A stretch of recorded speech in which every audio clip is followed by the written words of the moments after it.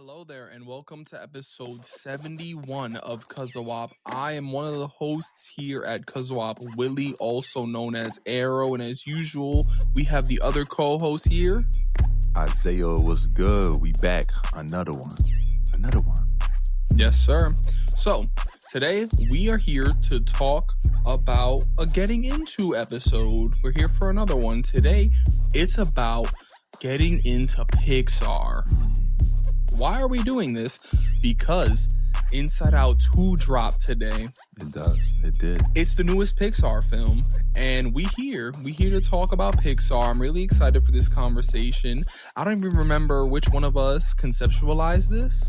I think it was just like we need to make this happen. I think it was you. I think it was a little bit of like a 50-50 effort. I think I mentioned it in passing, but you had a lot of homework to do. So I think you were like up for the challenge at the same time. But we here, bro.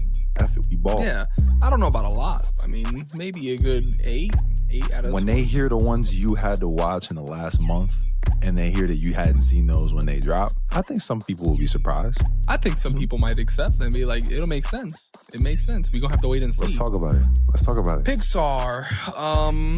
What can we say about Pixar? I think for me, it's they clear Disney. Before we get into this, all respect, they clear Disney. I don't want to minimize what Disney has done. I feel like Disney has a couple bangers. They do. They True. definitely do. But they also have a lot of L's. Right. I think Pixar, they be putting it out. Yeah, for sure. They do that. For sure. They do that. It's always the comparison. Who's better? And to me, it's not close. I got Disney favorites and I got Pixar favorites. But Pixar, if you listen to this episode, there are going to be spoilers.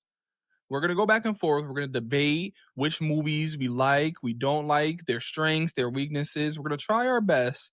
But I mean, I think everyone should watch these films. At least once. Oh, no, absolutely. They're classics. Yeah, They do. They put out a classic and it will always touch your soul in some way, shape, or form. Right. And depending on where you are in your life, the Pixar movie will hit even harder. But we're going to get into that topic. So, I mean, Toy Story, bro. It's a classic. 1995 Toy Story. That's kind of crazy when I say that, right? Because I wasn't even born, and I don't know when the specific dates are, but depending on when this dropped, you weren't even around yet. That's cap. It came out like 4 months after me. I wasn't. Depending on the date. Yeah, November 12th. So I actually was raised on this before I could even understand abstract thought. You know, this was my movie, bro. That You Got a Friend in Me. If I could have gotten it tatted as a child, I would have. You feel me? Ask my mom, I had bed sheets. I had toys. I had the whole nine. I grew up on this one. And I know a lot of gang who also grew up on this one. This is one of those, when you say classics, how your first flick out the gate? Classic. Classico. Right. It's a classic. I was raised on this mess too. We got ratings that I want to talk about. Sure. So we have the critic ratings at 100%. Hundo. Off of Rotten Tomatoes, which to explain what Rotten Tomatoes is, it's a 100% 10 out of 10 from everybody. There's some 7s, some 6s. 6s are considered positive. So what 100 means is that 100% of people that have seen it feel like it's a positive rating or above. So That's right. 6s are higher. 92 audience score, and on Letterboxd, because we like Letterboxd, it got a 4.1 average, bro. That's like an 8 out of 10. That's outstanding. Yeah, that's outstanding. This movie is a classic. I mean, it's about a doll and his relationship with his boy, and that boy wanting a new doll. And what could we get from that, bro? What's the lesson there? These Pixar movies, they try to incorporate lessons there. Sure. And for me, it's friendship. It's friendship. Yeah, jealousy, friend of me. All of that, trust, the fear that you may have by being left behind. And we're going to see that as we continue to explore Pixar movies, especially in this franchise. Yeah. I think for me, Toy Story, it's a classic. Yeah, boy, Toy Story, bro, it's about leadership, it's about friendship, it's about acceptance. It's wild because you have to watch Woody grow up, like literally watch him grow up, which is ironic because he's the toy. And this idea of growing up is a massive pillar of this series. The acceptance side with Buzz, just realizing where he is and what he isn't and what he is and all that. There's a lot of life lessons you can grab from that. The concept of leadership, dudes will turn on you. They will not rock with you. Something new comes around. You're talking about Ham, bitch ass. Absolutely. I'm talking about the whole gang because everybody's real wishy-washy. And by the end of this series, Ham's a jerk. For sure. That's what's his name? I'm pretty sure he calls himself Dr. Ham or something like that. When he's the bad guy, I forgot when they're doing the pretend. He got the eye patch. But anyways, all that being said, I just think leadership is something that they start here in this first film for Woody, and Woody is my favorite character in all of these Toy Story movies. So as we keep going through 2, 3, and 4, you will hear me continue to bring this up. Now, when we get to the end of the 2, 3, 4 conversation, I will let you know how I rank these Toy Story movies. That's easy. Okay. I could give that to you. All right. I'm excited. Yeah. I'm excited. All right. Well, let's move on to A Bug's Life. This movie for me is a classic. I know it's not necessarily the greatest of the Pixar movies. I get that. Yeah, no, for sure. But I think it's a classic. I remember watching this all the time when I was younger. This was like a rotation in my household. This was like, put the movie on about the bugs, not Star Wars. It has that weird visual to it that visuals now just don't have. So this is like a treat. It looks funny, but it's nostalgic. It's my childhood. Yeah. A Bug's Life, Rotten Tomatoes, 92 critics, 72. Not as popular with the audience. And on Letterboxd, we have a 3.4 average. So that's a clean 7 out of 10. And I think cool, fair. Facts. I mean, it's a fair rating. There are things to it. There are things to learn from it. Community. Yeah. Found community, found family versus what you grow up with. It might not be the same thing. Right. I love that. Finding a friend. I love help. Yeah. There's a lot more. I think the cleanest way to describe this movie, it's an enjoyable, fun movie. That's it. Not stronger than Toy Story. But it's an entertaining second film. Yes, well said. I remember had the VHS for this bad boy, and it wasn't my favorite. I think part of the reason why it wasn't my favorite is because, like you said, Toy Story casts a wide, long shadow. It was a phenomenal, how you get a classic off the first. So it's hard to follow up. But at the same time, I definitely think it's worth mentioning that this is where Pixar started doing this thing where they put a twist on an idea of realism. And, not that Toy Story doesn't have that, but the reality is it's like they're toys and they talking to each other and it's fictional in that sense. But these are bugs. This is idea of like what a bug experience is in its life, and it has ecosystem and it's educational in terms of what, there's research they had to do on how bugs move and stuff. So it's like they do this now from this point forward. So I respect them for that because that's very much a characteristic of what they do and a characteristic of their greatness. So yeah, this is a stepping stone movie for a lot of what's to come, and I respect it as that. 7 out of 10 is about right for me versus Toy Story, which I'm definitely putting at like a 10 out of 10, if not like 9.5 out of 10. Right. I mean, shout out to Bug's Life, held it down.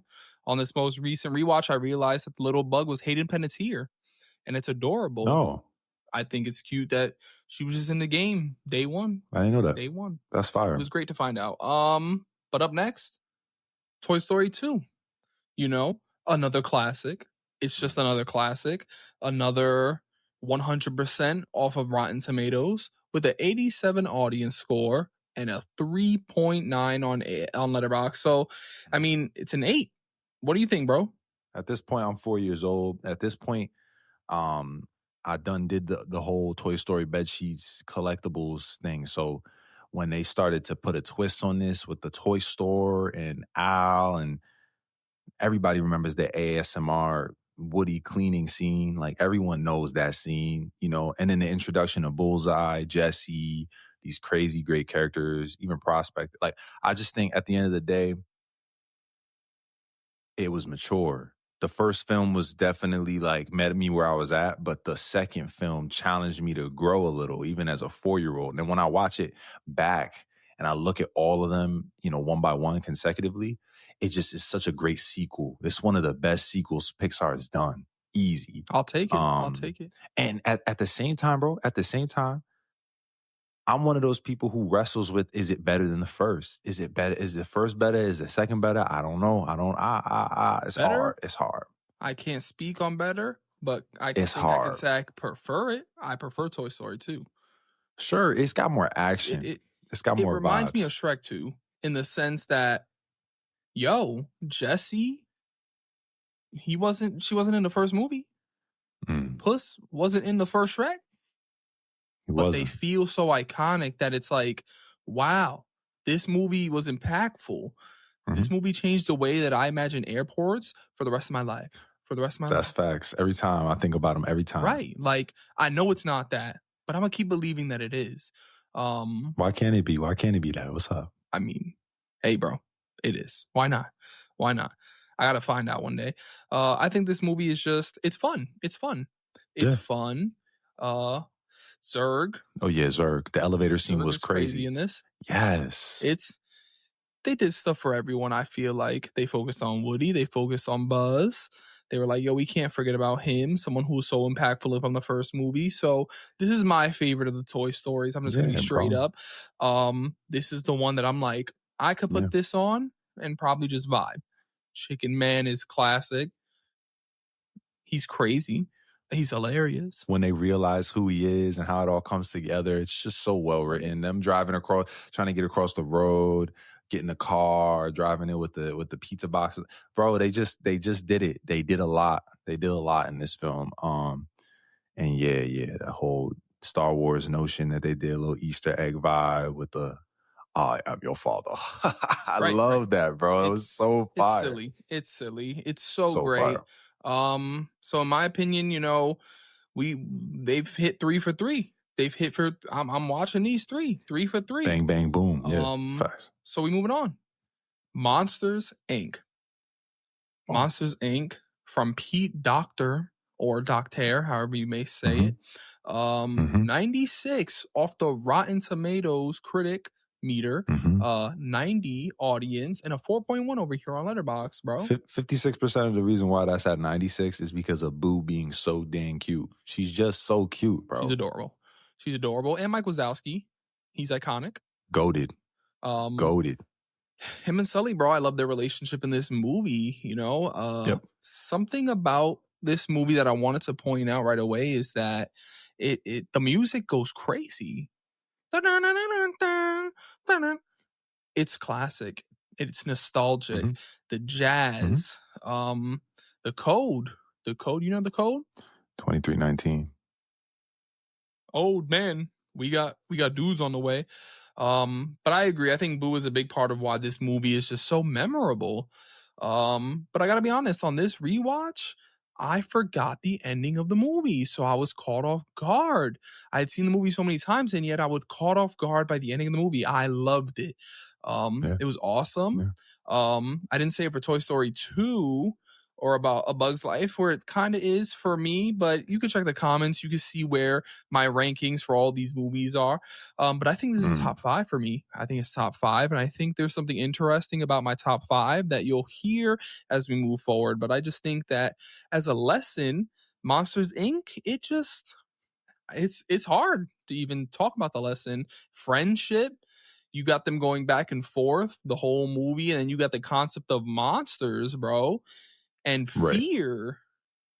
And it's just so crazy to put that into a kid's movie. I feel like it's very interesting because it's what maybe will make them less afraid. It might make them it's okay. Like there's no monster under your bed, but it also they might be getting scared Facts. because I was. Um, this corporation corruption is also a crazy Yeah. topic to be putting into a Hmm. kid's movie. It's kind of Yeah. wild. It's something. It's something. I love this movie. Yeah, I think that's what's worth mentioning, right? At this point, it becomes blatantly obvious. We're at number 4 of their movies. Um, Pixar is not afraid to talk about some really real stuff. They're able to take adult concepts, stigmas, um, motifs, and present them in a way that even a child can enjoy. But while the adult is watching, they also can feel this sense of child wonder. And it brings them to this place of like, man, like, remember when things were so simple? That's kind of like a thing Pixar's great at pulling out of you, and they do it in such a human way. So then when they use the vehicle, like I like to say, of monsters in this film to talk about such human things, it's just brilliant, bro. It's just like, come on. There's so many movies that tried to duplicate this concept. They did it first, and then everyone else tried to use like different mediums to do the same thing. But Monsters Inc. set the tone, you know. Mike Wazowski, yes, one of the most iconic Disney characters. If you haven't been to Disney World in Florida, Orlando, Florida, you've got to go. They have a laugh floor where they have monsters come out and crack comedy jokes because, you know, we know at the end of this film, spoiler alert, it's a lot of years old. I don't know how you haven't seen it. Fear no longer is the driving thing. They find out laughter is a lot stronger to power their town and their city and their world as monsters. So that laughing floor at Disney World is funny as heck, and it's one of my favorite rides to always go on when I'm there, or to experiences to go on. But yeah, bro, movie's crazy. Sully is such an iconic character. And yeah, bro, I really love Monsters Inc., bro. I love Monsters Inc. It talks about you're right, that corporate concept. What is success, and whose ring are you willing to kiss? How fake of a world are you willing to live in to be successful? Or are you going to keep it a stack and recognize keeping it real is all that matters? Like they talk about all that in this kid's movie. So love Monsters Inc., bro. Love it. Right. All right. Well, up next, they've hit 4 for 4, and now we get to move on to Finding Nemo. Sheesh. I love this movie, and if you look at my list, you might wonder, do you? Do you like the movie? I do, because Pixar does what they need to do. Yeah. Finding Nemo, 99 critic off of Rotten Tomato with 86 audience, and on Letterboxd, a clean 8 out of 10. I think this movie took an interesting standpoint because while yes, Nemo and they have the whole fish group and everything, this movie starts off very traumatizing. Oh yeah. In a Absolutely. way that kind of puts you into the mind of a parent that loses everything. Yep. And how traumatized victims and losing your wife and your kids can really change how you raise a child, and the Absolutely. overbearingness of a parent and how that affects the child and creates this rebellious teen spirit. And, you know, that whole conflict goes back and forth. And I just love this dynamic being put in a kid's movie. For parents and kids, it's glorious for them to see this because it makes parents wonder, like, ooh, am I like that? Am I like Nemo? Right. You're your own bad guy, bro. You're Marlin. You a clown, fish. You know? Like, do the parents nowadays get it, bro? Like, we got to work on things. This is the movie for it. I actually watched this and I thought of myself for the rest of these Pixar movies, what movie can I focus on to study them and maybe give them therapy? And for this movie, I'm looking at Marlin, and I'm going to share that eventually, but I'm looking at Marlin. He was my pick. He was the easy pick, but Nemo's also cool to do because it's like a kid, bro, you know? That's tough. Yeah. Talk about Nemo. I mean, I heard Finding Nemo was even more traumatizing. They toned it down. That's what I've heard from a couple of articles and videos I read breaking down. You know, there's people out there that talk about how all these Pixar movies are connected. But I want to take us back to what I said at A Bug's Life, right? There's this ecosystem to fish that they are able to write these witty jokes and concepts to. We see this idea of what's real being twisted into something very brilliant.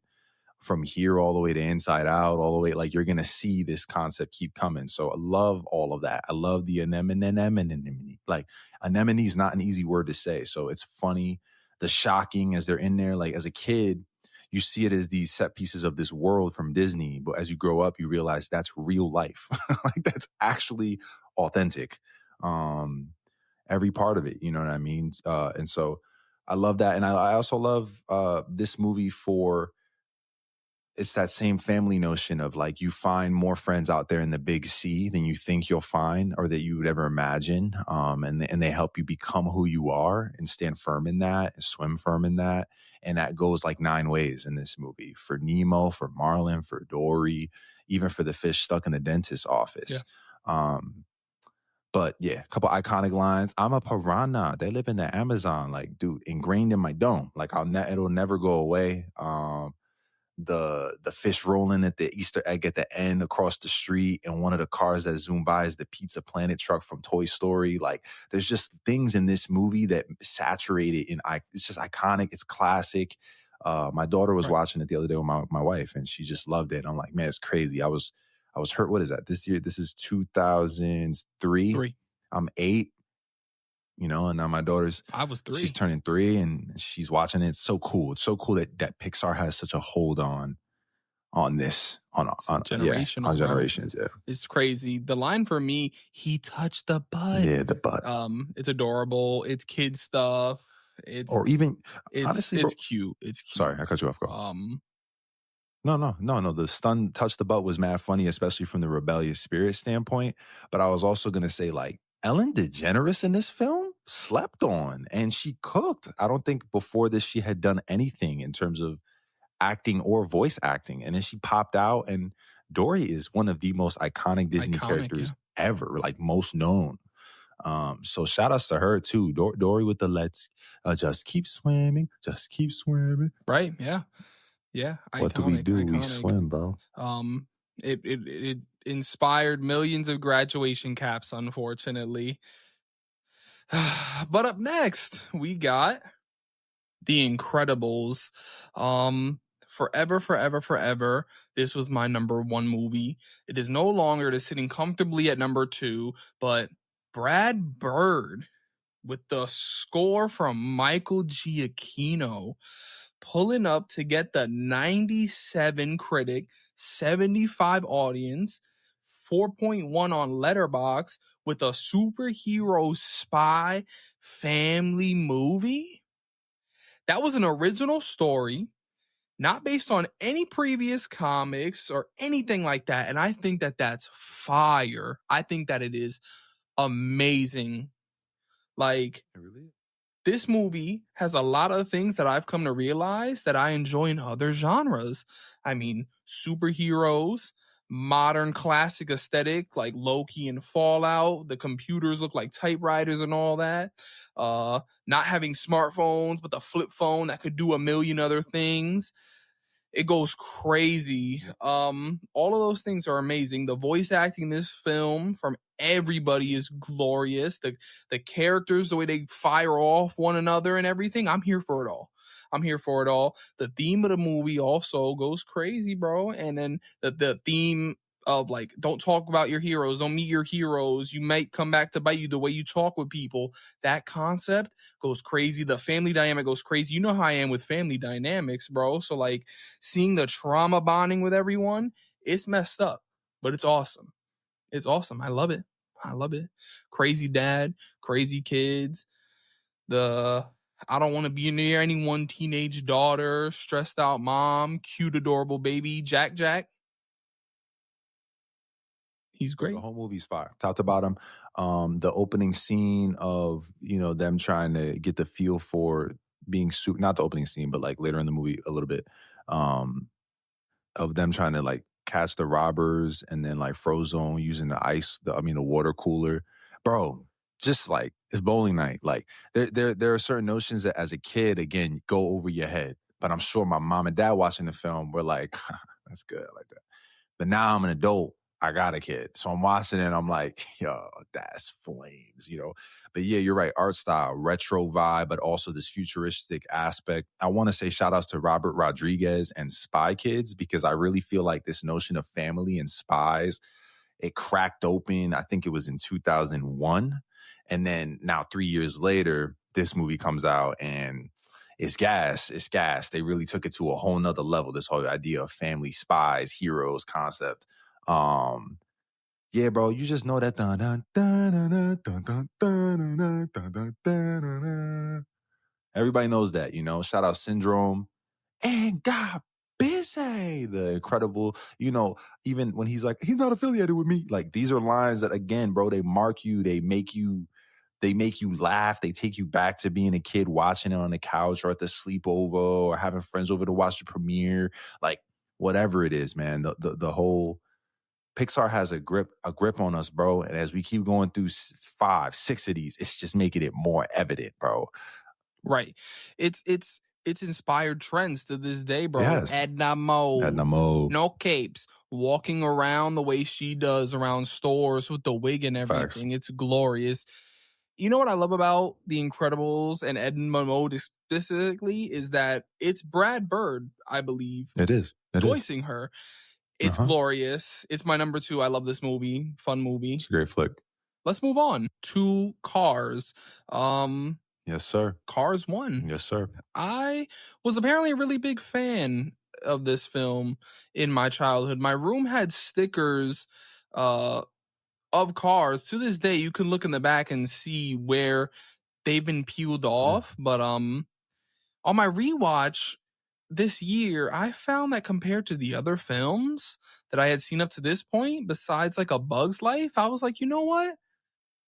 I like it, but I need to figure out why. It wasn't as easy for me to figure it out. And I thought it was very interesting.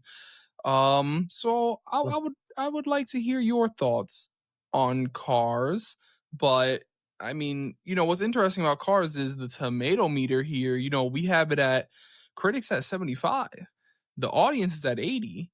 And this is the first times that we've gone this evenly low. It's not 100. It's still high, but it's on Letterboxd. It's even a 3.7 here. So there's love, classic stuff here. Ka-chow, you know. Talk to me. Talk to me about Cars. I think everybody knows Cars is one of the weaker franchises from Pixar. And even then, when I say weaker, I'm not saying it's not strong. I'm just saying weak. You know what I mean? I love Cars, me personally. I love Cars. One of the things I've always wanted to do is go to Disney in California, because they have what's it called, Radiator Springs. Yeah, I want to do that. That sounds mad fun. You know, you go to Flo's Cafe, you get to eat, you know, go to all these different places. But I love this movie because it's got that mix of like realism, like that NASCAR vibe. And I think what's wild is like a lot of people don't know, like NASCAR is the most watched sport in the world. Like, I know a lot of people think it's football, but go look up the statistics on how many people watch NASCAR all around the world. And the reality is that this was a niche movie, even though it shouldn't be, because it's so really watched. At the end of the day, to the average consumer, a race car movie, it comes with a certain connotation and vibe to it. That's like, okay, this will be more for the boys. Maybe it won't be for the girls, or maybe this will be more for a young kid, and maybe not. Like, there are all these ideas versus a lot of these other films where they're more general, and it's like, all right, let's go check out and see what this is about. So I think Cars has always had something against it. It was always going an uphill battle. But nonetheless, bro, I feel like all the Pixar greats of character and what it means to be successful, and friendship and community and redemption and legacy and generational legacy with Doc, like, they talk about some pretty heavy concepts in this film. And I love it. And I love it. And it being so mature in those aspects is why, as we talk about the second one, I hated the second one. So we'll get there. But yeah, I think Cars is, you're right. Compared to all the other ones except for A Bug's Life, it's not a starter. Like, I'm not putting him on the court ASAP. Like, he's on the bench, 100%. I'm not lying. I'm not gonna lie. You know what I mean? But when you watching him drive after Sally, He's far from the roar of the crowd, and he's in the simplicity of the wilderness. You're like, that's a mature concept. And you seeing him become someone that's dependent on by his community, and it means something to him. Or when they come and they take him away from them. Oh, we found him. And they rush in there, and it's this loudness of the outdoor world. Like, there's so many cool parts of this movie that I can never discredit it as like being whack. I've seen so much more whack stuff, even from Pixar. So that's what I would say about Cars. I would say it's definitely weaker franchise, but there's some strengths, bro. Definitely some strengths for Cars for me. I think a lot of the PS2 games are what really did it for me when I was younger. I remember doing the cow tipping with Mater. You remember the open world game where you get to just drive around wherever you want? Yeah. That's what I'm saying. Driving everywhere, changing the paint on your car, depending on what colors you had access to. There's a lot of nostalgia there for me. But I just found that in this particular point, I'm like, you know what? I'm messing with other films in the lineup a little bit more. I respect that. But let's get to number 8, bro. So we got the first movie that I had to rewatch or watch for the first time, I should say, even though you said it was a lot. Ratatouille. I don't know how you never saw that. Ratatouille, bro. I mean, maybe I did. I couldn't remember. So I just was like, I've never seen this before. I knew a rat was cooking. That's all I knew about this movie. Nothing.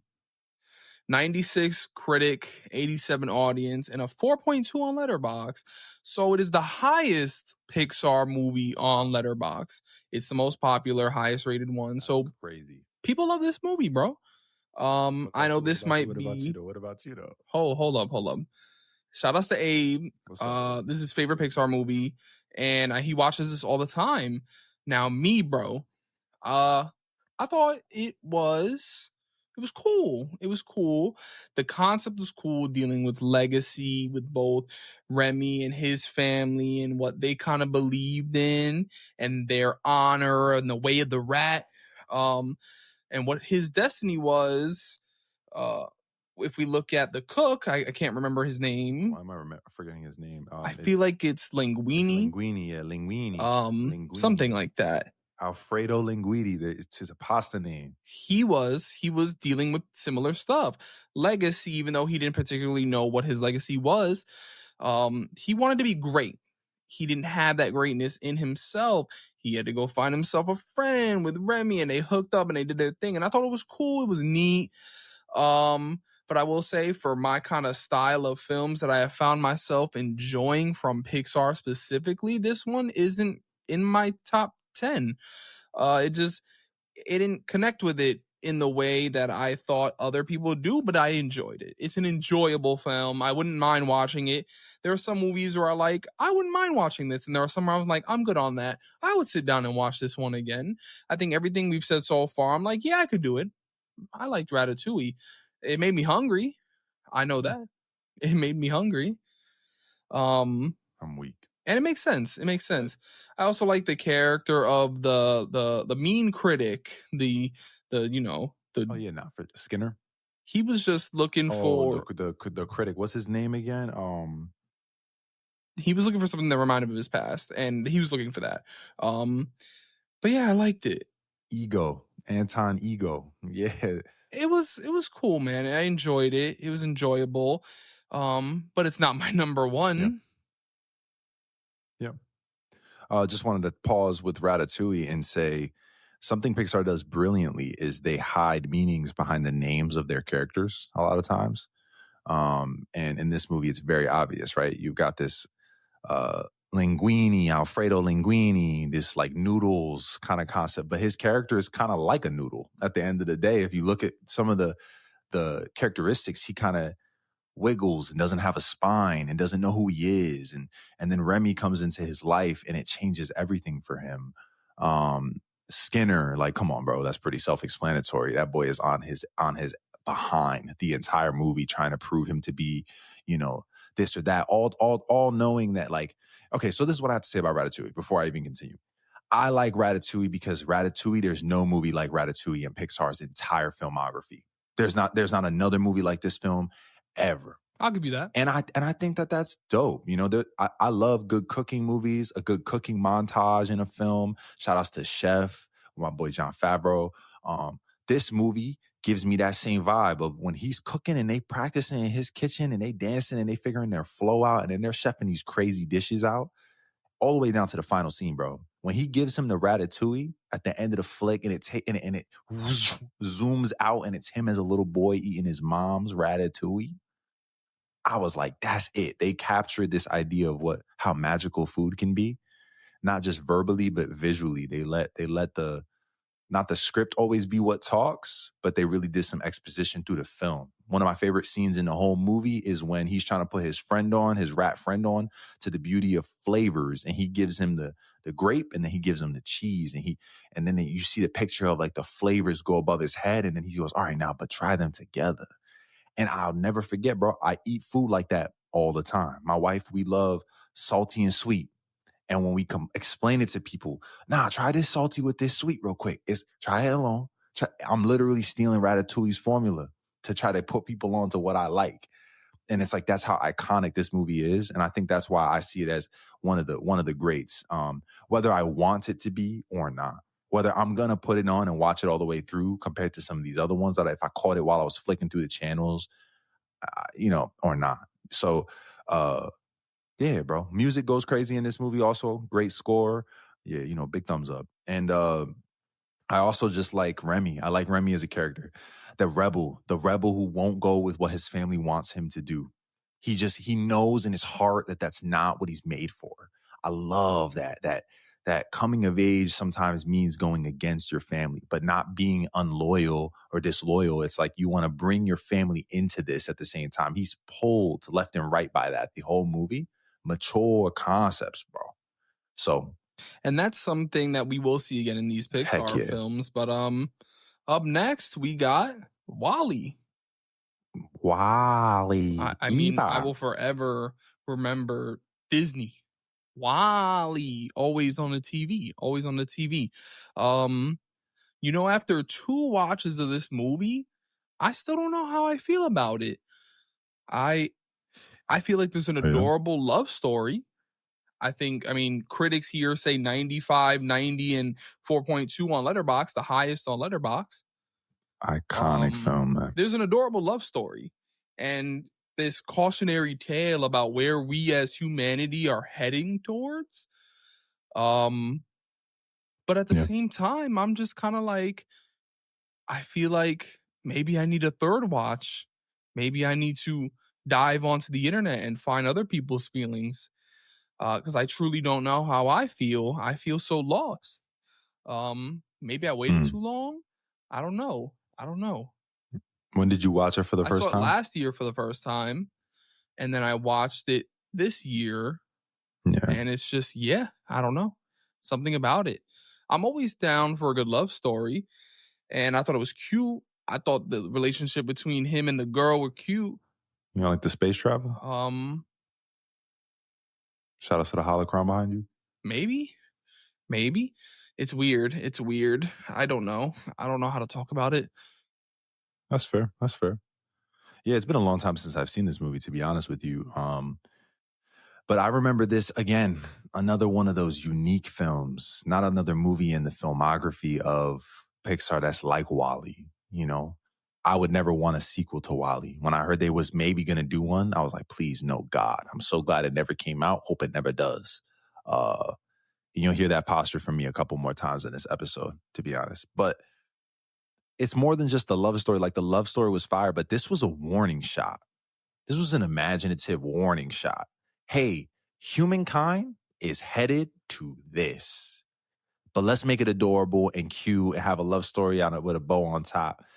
But these people, obese, unable to use their muscles for the sake of quote unquote survival, the challenging of what survival truly means and what it actually means to thrive, being something that's at the core, even through the plant that WALL-E cherishes. Like, there's these notions that are really, really deep. And life, you can apply them to your life right now. This is one of those movies where when you left the theater when it came out, you felt like you could take that into the future with you as the cell phones were coming out. Like, what year is this? This was 2008. I'm 13. This is when, like, middle school, I just got out of it and I had my flip phone, my Razor, my matter of fact, I had my Sidekick. What? You know what I mean? So when you see, this futuristic concepts, even let's take it back to what they were talking about with Monsters Inc., this corporation concept, what a corporation wants you to buy into, what consumerism does. They're talking about some crazy stuff. So I can understand maybe your detachment from it, but back then when it came out, it felt like a very big warning shot. And I think that's part of why I loved it as a kid too. I think so. It's a special film. Outside of the, catchphrases and the little robots and all the fun stuff, it's like, it's very serious. The film is actually very serious. So, I mean, up next we got Up. Come on, bro. I've been watching Up nonstop for the last month and a half. My daughter is obsessed with this film right now. This was the first time for me. Wow. What? Yeah. My daughter likes the trauma of the beginning of this film. She just wants the beginning from when it starts, from the song to the end of when Ellie dies. She's like, again. I'm like, yo, wait. Shout out to Dea, bro, because I'm right there with her. I think that, first off, Pete Docter, welcome back. Your second movie on the roster here. And the first part of this movie, brilliant. The way they managed to grab you, break your heart, push you through it all is fantastic. I'm not going to sit here and say I didn't know about it. I knew about this film being that. But I'm like, yo, they going to do things with this old man and his grief and coming out of this loss. But as the film continued, it unraveled. And it was just like, for me, this film, and shout outs to the 98 critic and the 4.1 on Letterboxd, it didn't need a villain for me.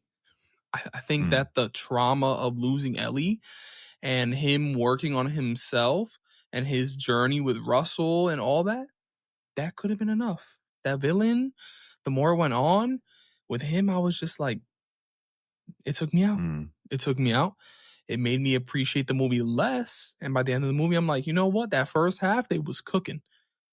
But then they talking about unfulfilled dreams and how through life, it just happens. We lose our dreams at times. We don't get to complete the things we want to because life is just going to life. Unexpected bills, loss, everything like that. And it just happens. And I was looking forward to seeing everything happen. And by the time it was all over and the journey was completed, I was just like, somewhere in the middle, you lost me. The villain was meh. I was locked in and now I'm gone. And it was sad. But I think that this is the second time where you're going to see that Pete, as the director, knows how to do human connection very well. He knows about emotions, bro. Very well. We're going to get into that. Trust. But for me, Up was just a movie that I heard so much about. And by the time that it was over, if I sit here and tell you, oh, put that on, it might not happen for me. I always think that I need a second watch of a movie to say, but if I never saw this again, I think I might be okay. But it wasn't a miss. I still haven't had any misses. But that was my feelings about Up. So it's on rotation in your house. So let me hear your thoughts, bro. Let me hear your thoughts on Up. Yeah, I mean, first and foremost, if they took that opening montage from when he meets Ellie onward, and they used it pun intended, and they used it as a short, it would have been one of the best shorts Pixar's ever done ever. But we're going to have something special for you people who know about some good shorts. Stay tuned. All that being said, I think this film isn't one of my favorite films from Pixar, but I would never disrespect this film ever in my life. I just couldn't. Yo, bro, every Disney film or Pixar film, I should say, will get me to cry at some point. I always know that the message that they're trying to get across, at some point it's going to land, it's going to hit my heart. This film is the one film in all of the Pixar films where they make you cry in the first 15 minutes. They make it happen in the first 15 minutes. That montage is enough to bring you to tears. And then from there, from tears, they want you to go on this adventure. and embark on this. And I don't think that that was unintentional. I think that, you know, the director obviously knew that. And you keep mentioning Pete Docter, you know, remember his first film was Monsters, Inc. So when you say connections, yeah, I think he's great at those. For me, everything that comes from after Ellie's death onward is a reason for this guy to keep on living. And Russell is literally one of my favorite Pixar characters ever. I just love him, and he's become more my favorite as time's gone on because my daughter has helped me realize how cute he is as a character. We'll go in the stores, she'll see a coloring book. It's Russell, it's Russell. And I'm like, yeah, it is Russell. That's facts.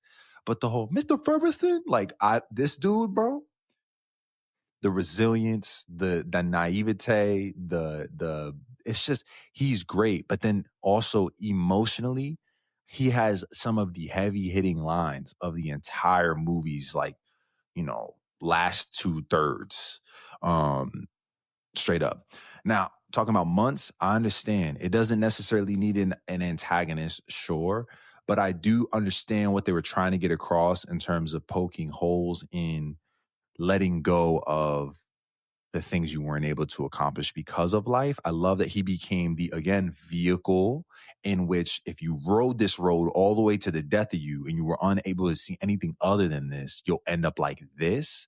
I like that that existed because we needed that extreme in order for us to figure out where things will end up for the protagonist, you know, right? Where we'll see Carl end up. So all that being said, I just like how the spectrum of the innocence of Russell and the old stuck in his old, can't teach an old dog new tricks, pun intended, with months, how Carl lands in the middle of that. I understand what they were trying to do there. And I think the emotions that are told throughout the whole thing is really great. The whole father story of my dad's not around.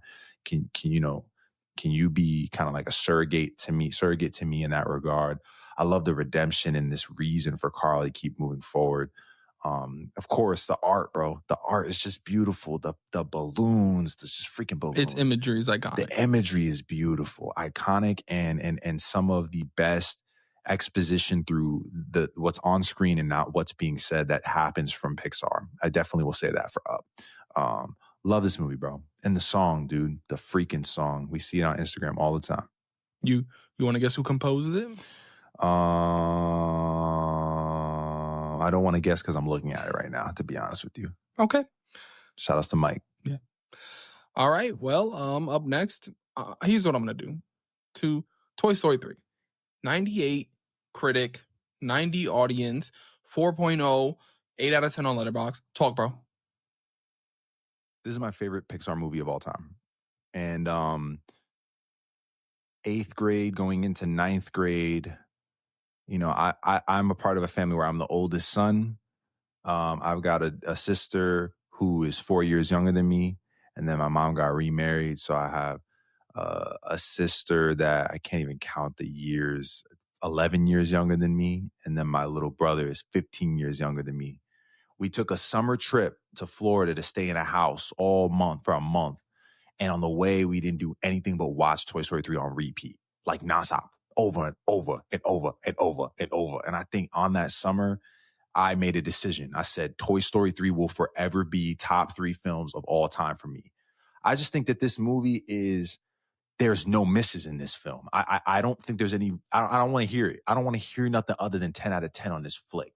Because for me, all the great stuff from movie 1 and movie 2, they elevated it to a different degree.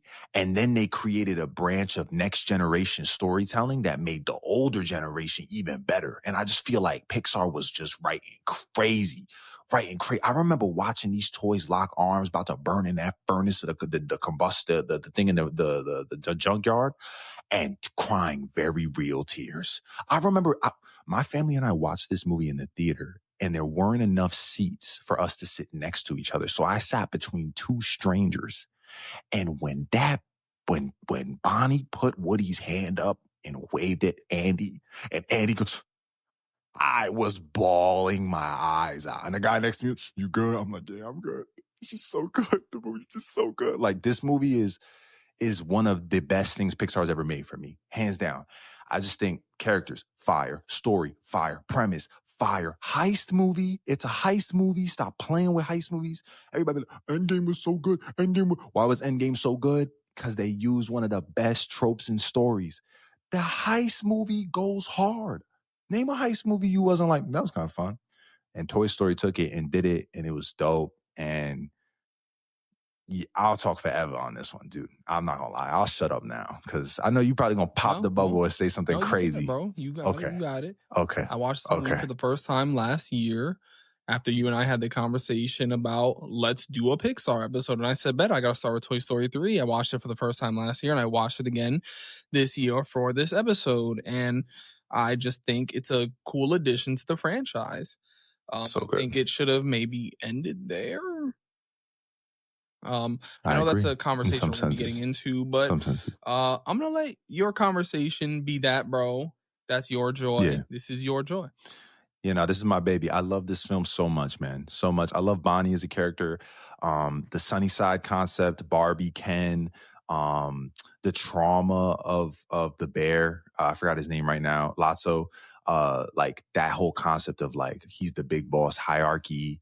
These are concepts that for a kid, it's just like, why is Lotso so mean? But for adults, you're like, dang, they got kind of like a jail system in here. This is kind of different. He's like the warden. That's kind of wild.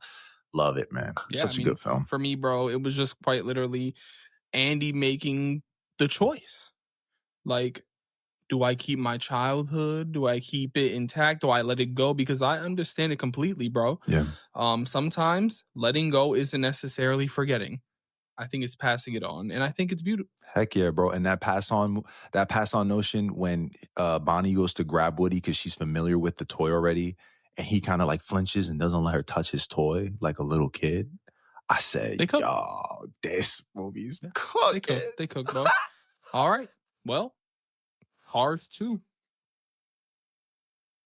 You can skip this one if you want. No, I'm just kidding. You whatever you got to say, bro, because I didn't even finish the flick. How about that? So I guess let me pop off, bro. Cars 2 might be my favorite Cars movie. And I'm going to tell you. I'm out of here. Good night.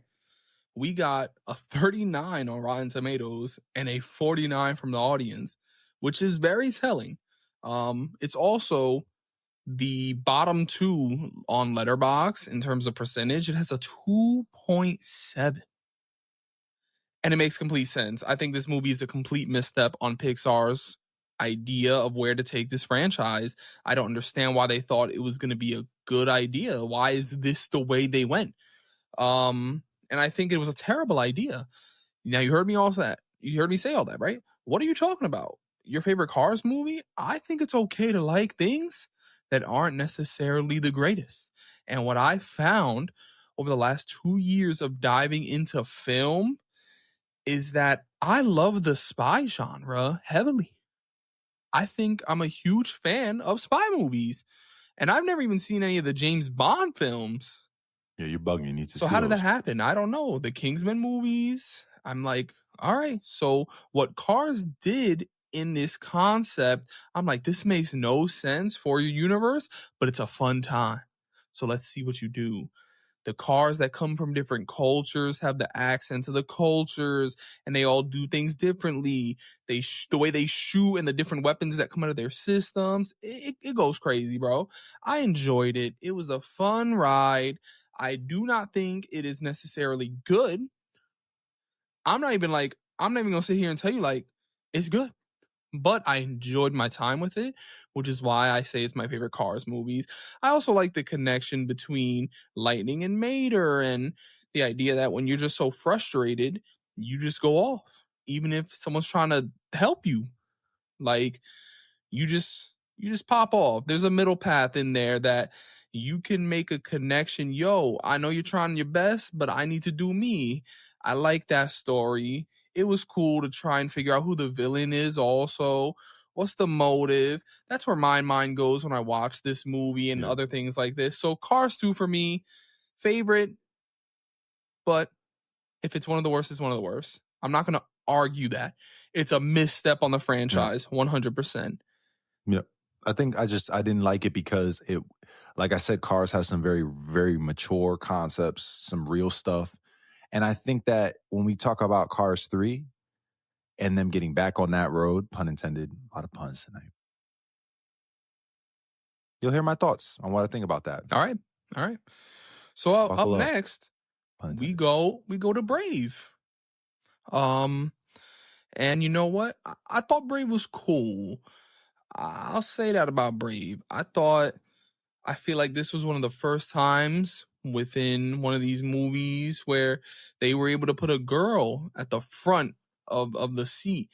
And in a very meaningful way, I might add. I mean, we've been getting Cars with Lightning and Mater, Toy Stories with Jesse, but it was always Woody and Buzz, but this one felt like let's do this mother-daughter concept.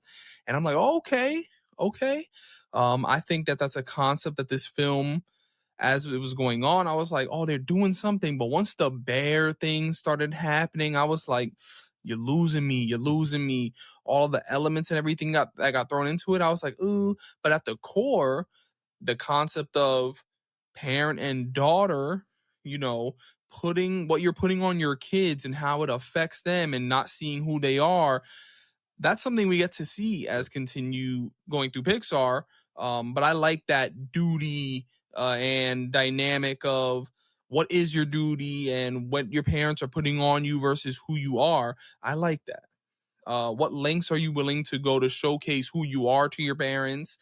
Regret burning bridges with your family members, your mom or your daughter, your kids. I thought that the movie was cool for things like that. It's not a miss, but it's not a classic. It's not a classic, but it wasn't a miss. This is in my opinion, one of the movies from Pixar that feels like a Disney movie. No Pixar. I'll give you that. I'll give you that. If I may quickly add, 79, 75, 3.3. We're looking at 6 to 7s. And I love Knights of the Round Table. I love medieval movies. Same way that Willie's talking about spy movies. Spy movies are dope. I like heist movies too, like I said. But you give me some knights, chivalry, this idea of like fighting for a greater purpose and belonging to a land and being knighted and all that stuff, medieval concepts. I love those because I love the way the beating heart of some of these warriors and soldiers and people sometimes doesn't fit the box of what that chivalry says or what those laws say. So that's what I love about this movie, right? We're in Scotland and this girl refuses to be what they expect a female to be. I like that. Even with the when she shoots the arrows and she yak and then whack and then whack and then she like eats all three of her arrows because she's just nasty like that. Like one of the best scenes in the movie off the top of the flick, But yeah, when you add the magic and the elements, it fits this medieval vibe. And I understand why they tried to go that way. But I felt like there could have been different ways they got to this mother-daughter story at the core of everything. And at the end of the day, yeah, it's not that I don't respect it. I respect it. But it's not in my top at all. It's definitely in my bottom 5 for sure. Yeah. Yeah. If I never need to watch it again, I'll be okay. Yeah, I've never watched it again. All right. Well, up next, we got Monsters University. I think that this is a very underrated sequel that did some pretty cool things when it comes to just building everything out. But it also is like, why did you do some of those things for me? It's got an 80, 81, and a 3.4. So 80, 80, 70, we'll say. It was an enjoyable time. I saw it for the first time last year, and it just felt like an awesome college movie that for some reason just still feels weird because of where they went. Like, why is it not really feel connected to the characters I saw in Monsters Inc.? You get what I'm saying? Or... No. But the reason why is because this is my second favorite, and I would put this right underneath Toy Story 3. Okay. I mean, but just to quickly explain it, for me, it's like the character of Randall specifically, from point this to Inc., I'm like, I don't like mostly because it feels like two different characters, two different versions of Pixar coming together. Like they were doing new age storytelling, going deep, exploring the relational aspects and impacts of Sully being a jerk in college and how that affected him. Do I go back and look at Monsters Inc. differently? Is Sully the bad guy? You know, is Randall a sympathetic villain? For me, I don't know why they took it in this direction, but I still enjoyed the movie. I still have a struggle connecting the two together. It feels like there's something in the middle that maybe we're missing that I would like to see one day. Like, oh, there's my connective tissue. So that's just me, bro. That's well explained. I got it at Well an 8. explained. I got it at an 8. So I Yeah. enjoyed it. I enjoyed it. No, for sure. I think I understand what you're saying. I think it's also subjective and it's a perspective thing because I think, you know, Pixar would have never let it come off the cutting floor if they didn't think that there was enough glue between it as a prequel and Monsters Inc. But I just wonder why. I just wonder why. Why do it this way? Why do this with Sully? I want to gain an understanding as to why they chose these paths. Not that I have a problem with it. I would Sure. just love to dive deep. I think it's Sure. cool that a movie can make me think that. I think I like this movie so much, not just because it's coming of age. You know, college movies are often one of the best mediums for coming of age in a realistic sense. But I think I love it because of how it circumvents expectations based on seeing the first film. You know, you expect Sully to be one way, and then he ends up being something completely different. You expect Mike to be one way, and he has this consistency in his character in terms of never giving up and always fighting for what he thinks is right, and he's going to go the whole way because that's what he wants to stand on. But to see his love for scaring right from the beginning, it makes it so that in Monsters Inc., when he's willing to step up as one of the funniest and become the quote unquote scarer by being someone who goes into the doors now instead of scaring, I love how it lands at that point for him because it feels like a redemption arc. You go hard the whole time, you're going harder than Sully, and he's scarier than you, and he doesn't even have to try. But when it all wraps up at the end of both movies, you end up being the one that gets to go in the door and do the thing that you love. So I love that for him. And then for Sully, I love the humility of that. And what Mike allows him to be is himself. That's what's great. You know, the legacy of a Sullivan, the friendship that he finds with Mike, he's able to be a Sullivan and be himself and touch greatness. And I don't know, bro. I love the film for that. But then I also just love a good competition movie. Round after round, the teams are competing and they're going at each other and the whole like underdogs, the guys who you never expect to win, them being the ones that win. Uzma Kappa, like even the name is just like yuck. But then when this old man who has no reason to be winning these college games as a commuter student, again, adult jokes, you're like, that's hilarious. I love that. Great, bro. So great. The dancing. I'm a dance major. Like hilarious, bro. It's world building was cool. It is world building. A lot of world building in this movie.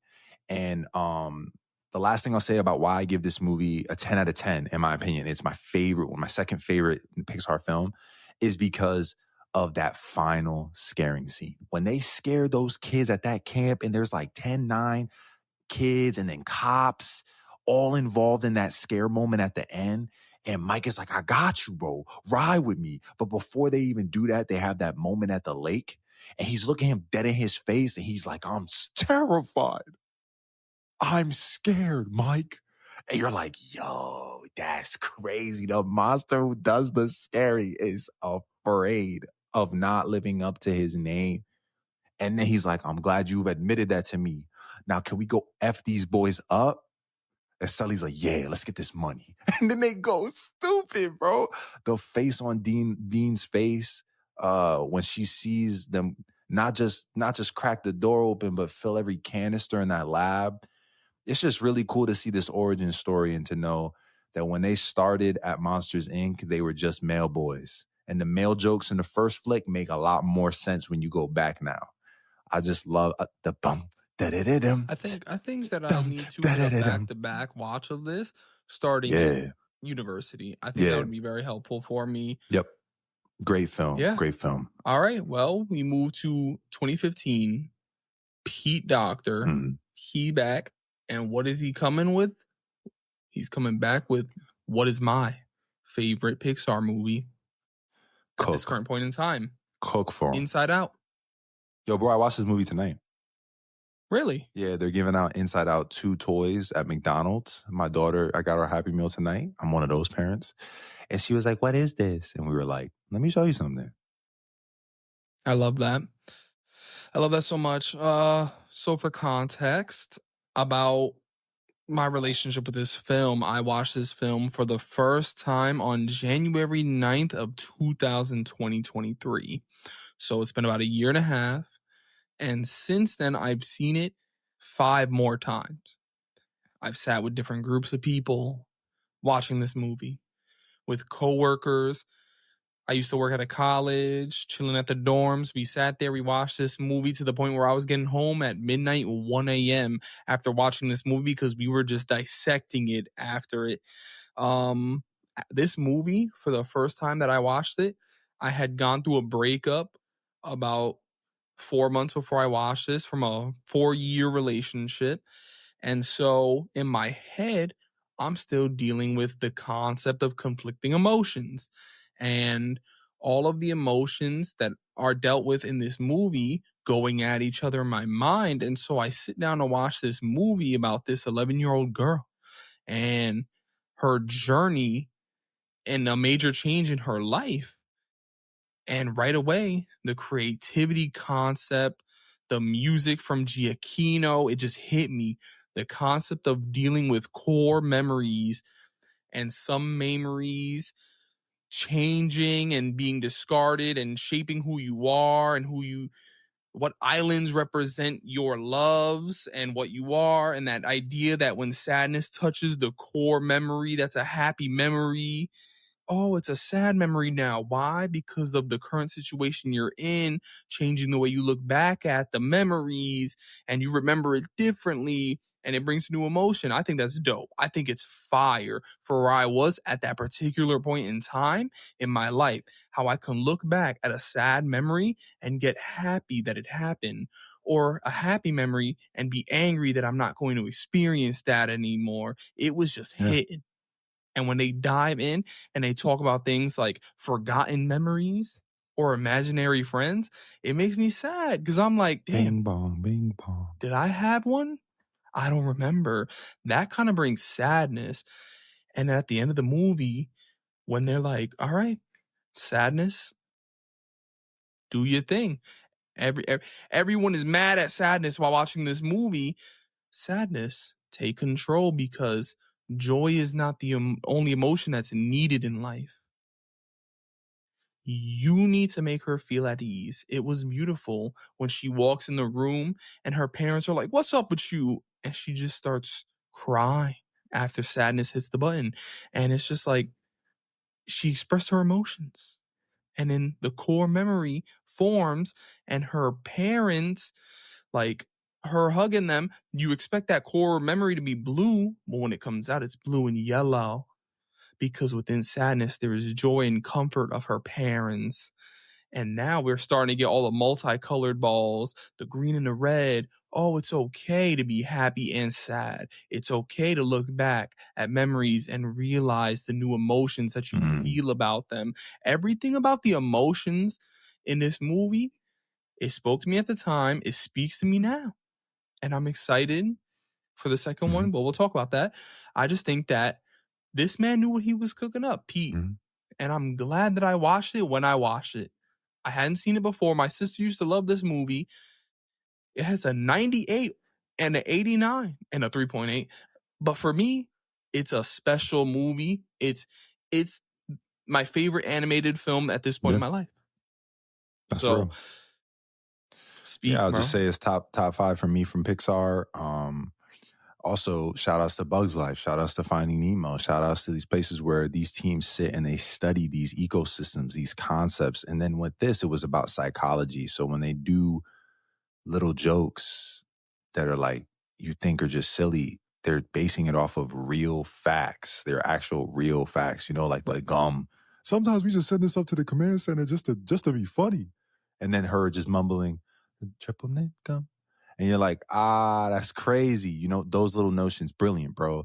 I love this movie because I think it's a from a technicality standpoint, to write this out conceptually and get it across the way that they did, it's no small feat at all. And this film is studied. This film is studied in colleges. There's classes that look at this film as a way to understand these concepts of developmental psychology. So just hat tip to them for this one. This was great. And it's cool to know that he went from Monsters Inc.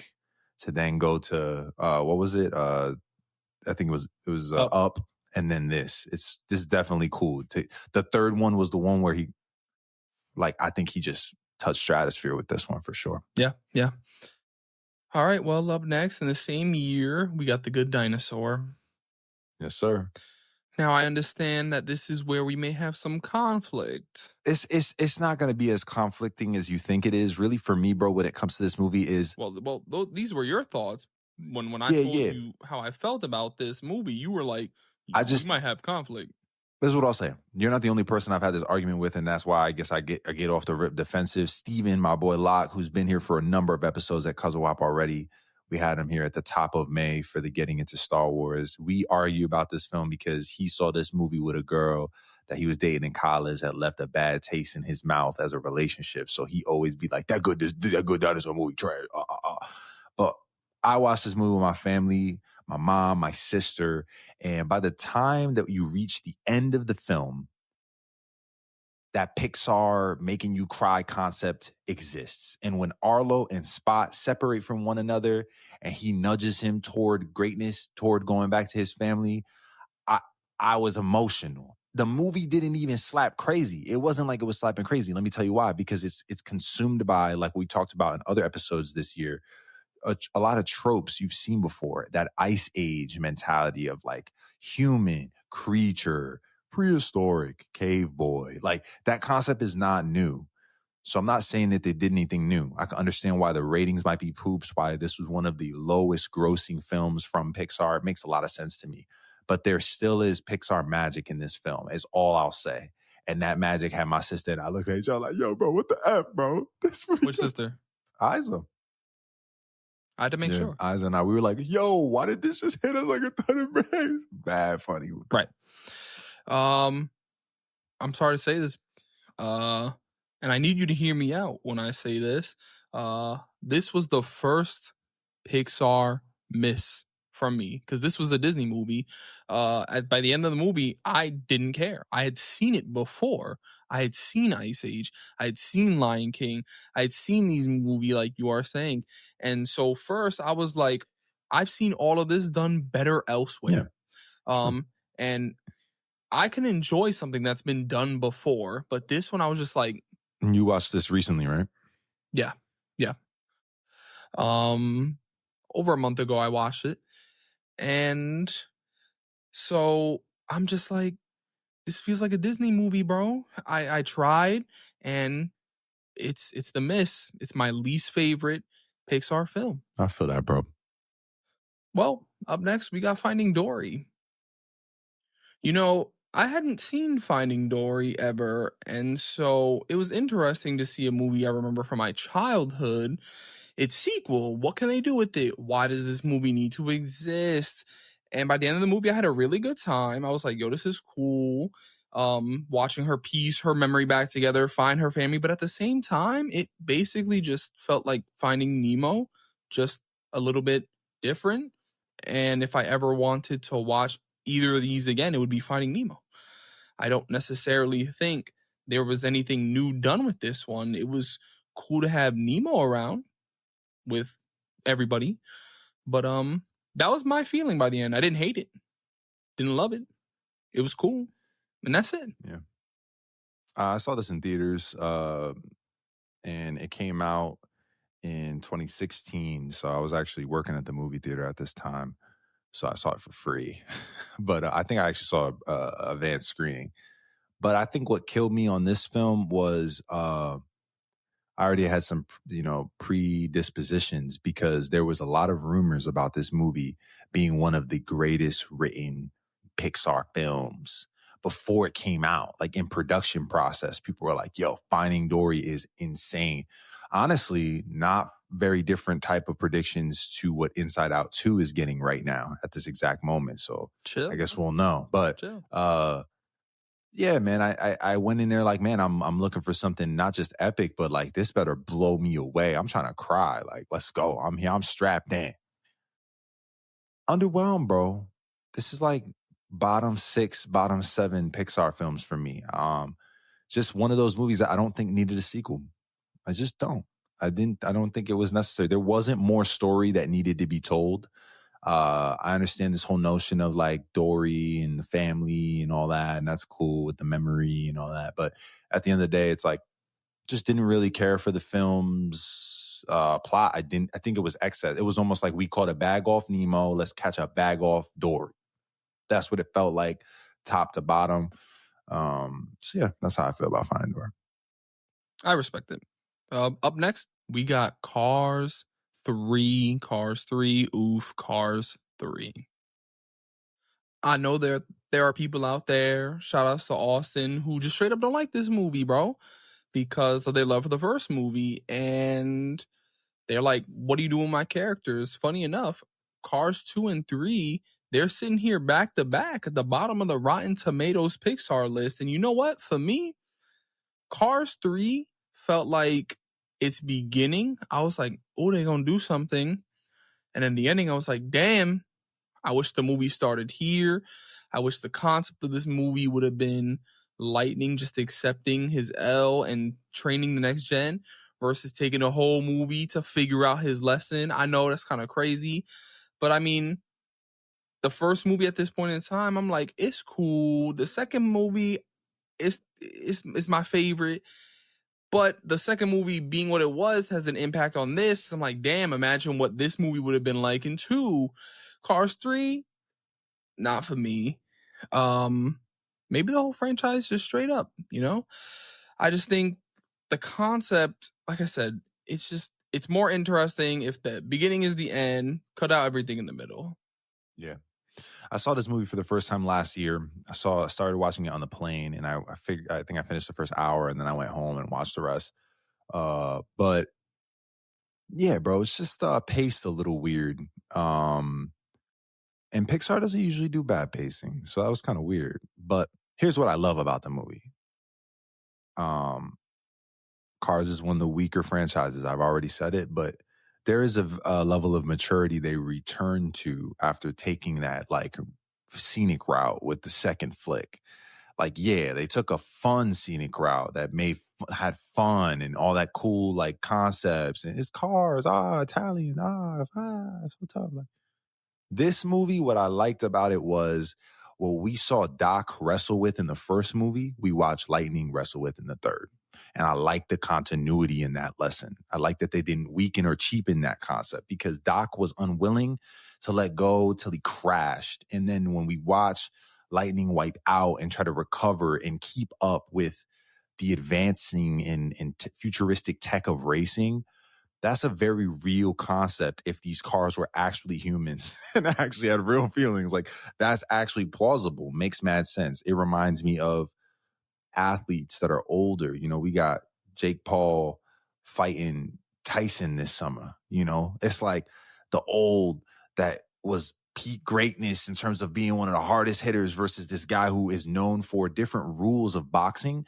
That kind of concept of old and new they had in this flick. And I thought that they were doing something with that. Did they land no, they didn't. But by the end of the film, did I like regret watching it? No, I was actually glad that I waited. I'm glad it was like a movie I saw on the plane. I was just trying to pass time with, and then I was like, oh, I'm actually interested in completing this. So, yeah, that's how I feel about it. It's not like I'm gonna run it back, but I like this more than the second one for sure, without a doubt. Yeah, I could respect that absolutely. It's much more in line with what the first one was doing. Up next we got Coco, bro. Coco is a heavy hitter in the Pixar realm. It's definitely top 10. Easy. You know, I watched this movie for the first time last year. Funny enough, actually, I watched the movie 1 year apart. I got May 26, 2023, and then I rewatched it on May 26, 2024. I didn't mean to do that, but life is a simulation. I thought Coco, my first watch, was really cool. I love the concept of memories and people forgetting people that have moved on. That goes Yeah. crazy. And then as I get older, I think about that. I'm not gonna lie. It's just a natural thing to think about. So the fact Yeah. that they were putting this in a kids movie Yeah. is crazy.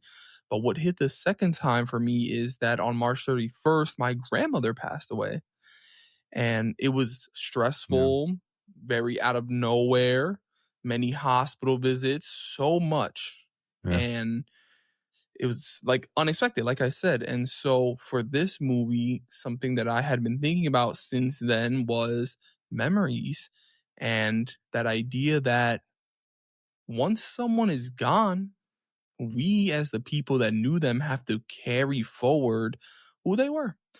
because that's it. So the jokes and everything like that Mm. about carrying that forward Mm. was fire. But also the idea of Mhm. trauma and the Mhm. generational trauma, and Stupid. Mhm. it went crazy. It went crazy. You can't do that because the pain that I had Yep. from that one thing, and it Yep. went crazy to just see the family deal with that. I think that this movie it's Yeah. a special one. It's a special one. The music goes crazy, but I'll let you talk about Coco. But that's just that second watch. When we've watched these films, it matters. And that second watch, it mattered to me. I was in tears at my computer desk at 4 a.m. Absolutely. Yeah, this one made me cry too when I saw it the first time. I saw it in theaters. Um, I know that it's not a Pixar movie, but when it comes to Hispanic families, I know that Encanto is, I'm pretty sure it's Colombian, if I'm not mistaken. And this is Mexican, right?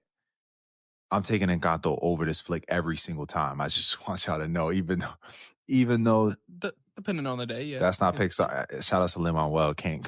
But this flick has some bangers. It has great cultural representation. It's accurate. It has heart. It's excellently voice acted. Um, I just think by the end of the flick, when you realize who is who, and you see the fear of his grandfather having to kind of go and redeem his mistake and face it for what it is, and story and remembering, and how the younger generation is actually challenging the dead generation to come to life. That concept was just so beautifully done. The music, the culture, everything just is so, it's firing on all cylinders. So I know a lot of people who love this movie so much. This is one of their favorites. It's in their top 3. And I respect that 100%. For me, I think the family as a Hispanic, understanding this idea of like, nah, you can't do that because I made these mistakes. It hit for me. I really felt for the protagonist from the beginning of the film, right from the beginning. And when you feel for the protagonist, doesn't really matter what journey they go on. You're going to ride and you're going to like it. I feel like that's usually how it goes. So that's how I felt about this film for me. Yeah, it's a beautiful movie. Yep. Up next, we have Incredibles 2, Mm-hmm. the long-awaited sequel for this crazy superhero spy. The Underminer. Sorry. I watched this one in theaters. I enjoyed it. I'm not gonna lie to you.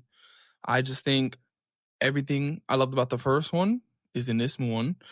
A little less. I like the switch with Mr. Incredible and Elastigirl, him being the stay-at-home dad, being stressed out. Mm-hmm. And we get to see her, who was in the first movie dealing with the kids.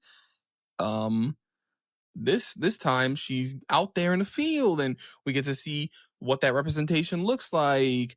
Modern day representation with what we want superheroes to be, but also the business side of things. And oh well, the women are out there. Like it's cool to see that corrupt idea instead of it being something nice.